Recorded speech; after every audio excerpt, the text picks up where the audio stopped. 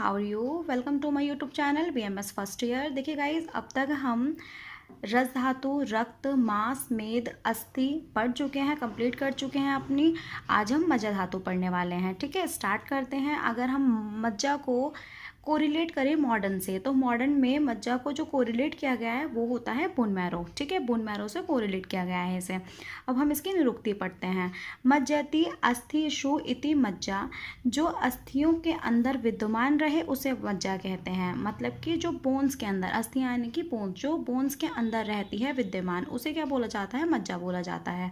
चरक ने क्या बोला है? वात के संयोग से अस्थियों में बने सुषिर भागों में मेदो धातु का स्नेह भर जाता है, वही मज्जा है।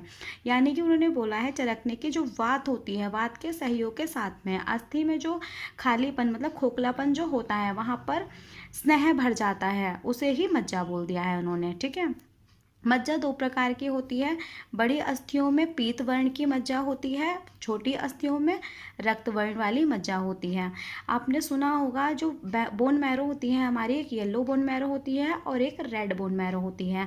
तो यहाँ पर यही चीज़ बताई है, जो बड़ी अस्थियाँ होती हैं यानी कि जो बड़ी बोन्स होंगी उसके अंदर क्या है? येलो बोन मैरो रहती है, और जो छोटी अस्थि होती है उसके अंदर रेड बोन मैरो रहती है। ठीक है, आपको देखो स्क्रीन पर दिख रहा होगा येलो बोन मैरो और रेड बोन मैरो। ठीक है गाइज, अब हम इसकी उत्पत्ति पढ़ते हैं। इसकी उत्पत्ति क्या है, मतलब किस तरीके से इसकी उत्पत्ति होती है। देखिए, मज्जा निर्माण अंश, मज्जा निर्माण अंश कहाँ से आया? जब मैंने आपको अस्थि धातु पढ़ाई थी वहाँ पर मज्जा निर्माण अंश बने थे। उसके ऊपर क्या होगा? मज्जा अग्नि की क्रिया होगी, फिर सार या फिर प्रसाद बोलते हैं उसे, सार प्रसाद बनता है और कीट मल बनता है। ठीक है, जो सार होता है, सार के दो पार्ट होते हैं, स्थूल और सूक्ष्म। स्थूल से क्या होता है? मज्जा निर्माण उत्पत्ति, मतलब मज्जा की उत्पत्ति होती है, मज्जा धातु बनती है। और सूक्ष्म से क्या होता है? उपधातु की और शुक्र धातु निर्माण अंश होते हैं। ठीक है, आगे जाके जो कि शुक्र बनाएगा। अब ये धातु, यहाँ पे क्या लिखा हुआ है? धातु। इसका मतलब क्या है? यहाँ पर ये डैश लगा रखा है मैंने, तो इसका मतलब ये है कि जो मज्जा है, मज्जा की कोई भी उपधातु नहीं बताई गई है। ठीक है, अगर हम मज्जा के किट की बात करें, किट क्या है? किट या मल जो भी बोल दो आप, जो मज्जा का किट होता है वो क्या है? अशी, त्वक, विन, स्नेह। ठीक है, ये इसके मल बताए गए हैं। आई होप आपको इतना समझ आ गया हो।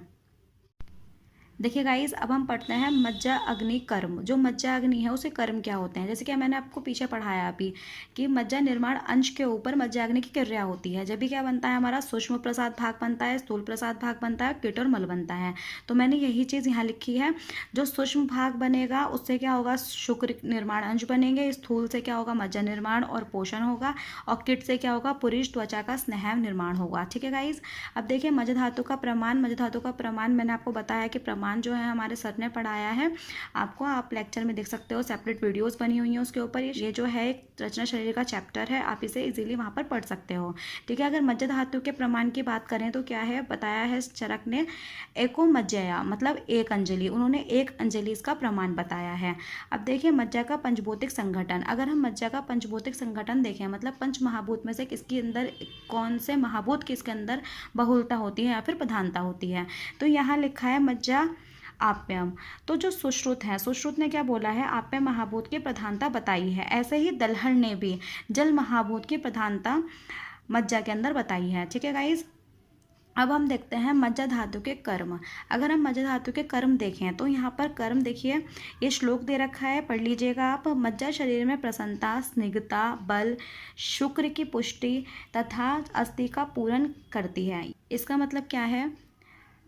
ये जो है शरीर को, मतलब मज्जा जो है वो शरीर को प्रसन्न रखती है। स्निग्धता मतलब लुब्रिकेशन, स्निग्धता चिकनाहट, चिकना रखती है। और बल शक्ति देती है। और शुक्र आने वाली जो धातु है उसकी पुष्टि करती है और अस्थि का पूर्ण करती है। ठीक है, ये आपको याद रखना है। देखिए गाइज, इसके बाद देखते हैं मज्जा क्षय के लक्षण। अगर मज्जा का क्षय हो जाता है हमारी बॉडी में तो क्या होगा? क्षय यानी कि कमी हो जाती है, कम हो जाती है तो क्या होगा? यह अष्टांग हृदय सूत्र स्थान 11/19 का श्लोक है, चैप्टर नंबर 11 का 19 श्लोक है। इसे आपको याद करना है, याद कर लीजिएगा। देखिए क्या लिखा है इसमें? अस्थियों में सुषिरता, भ्रम, तिमिर, दर्शन आदि का होना वर्णित किया है। यानी कि अस्थियां, अस्थियों के अंदर क्या होगा? जो सुषिरता, सुषिरता यानी कि खोखलापन आ जाता है। ठीक है, मज्जा नहीं भरी होगी तो क्या होगा? खालीपन आ जाएगा। भ्रम, चक्कर आते हैं। तिमिर, तिमिर का मतलब क्या है? आंखों के सामने अंधेरा आ जाना, अंधकार। मतलब मज्जा का क्षय हो जाता है तो ऐसा होता है। ठीक है गाइस, अब इसमें देखते हैं मज्जा वृद्धि के लक्षण। अगर मज्जा ज़्यादा बढ़ जाए तो क्या होगा। अष्टांग हृदय सूत्र स्थान 11/11 और 12 श्लोक है, ये आपको याद करना है। ये भी देखिए यहाँ लिखा हुआ है, वृद्ध मज्जा धातु नेत्र एवं शरीर में घृता यानी कि आंखों में और शरीर के अंदर भारीपन होगा। पर्व पर स्थूल मूल वाली कष्ट साध्य आरुक्षिकाओं को उत्पन्न करती है, यानी कि जो जॉइंट्स होंगी हमारी, जो जॉइंट्स होंगे उनमें भारीपन होता है और साधा दर्द होता है। और एक चीज़ और, जैसे फुंसियाँ हो जाती हैं ना, वैसा होना होता है, मतलब वो हो जाती हैं अगर हमारी ज़्यादा मज्जा बढ़ जाती है तो। ठीक है, और पर्व का मतलब क्या होता है, जॉइंट्स वगैरह। ठीक है, अब इसके बाद देखते हैं गाइज हम मज्जासार पुरुष के लक्षण। जो पुरुष आकृष्ट, उत्तम बल, स्निग्ध, गंभीर स्वर वाला, सौभाग्यशाली एवं बड़े नेत्र वाला होता है। यानी कि मज्जासार पुरुष क्या बताया गया है, उसकी जिसके अंदर ऐसे लक्षण होंगे वो मज्जासार पुरुष कहलाएगा।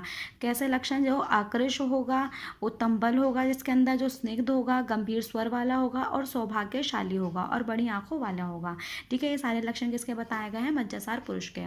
देखिए गाइज, अगर आपको मेरी वीडियो पसंद आई हो तो प्लीज़ लाइक करें, मेरे चैनल पर अगर नए हैं तो सब्सक्राइब करें, और अगर आपको कोई भी क्वेरी वगैरह कुछ भी हो तो आप मुझे कमेंट में लिखकर बता सकते हैं, और अपने न्यू चैप्टर की भी डिमांड वहाँ कर सकते हैं आप। ठीक है गाइज, अब हमारी धातु खत्म हो जाएंगी, बस लास्ट और शुक्र, फिर उसके बाद हमारी 7 की 7 धातु कंप्लीट हो जाएंगी। आप अच्छे से प्रिपरेशन कीजिए अपने एग्जाम के, आपके एग्जाम स्टार्ट होने वाले हैं। All the best guys, thank you.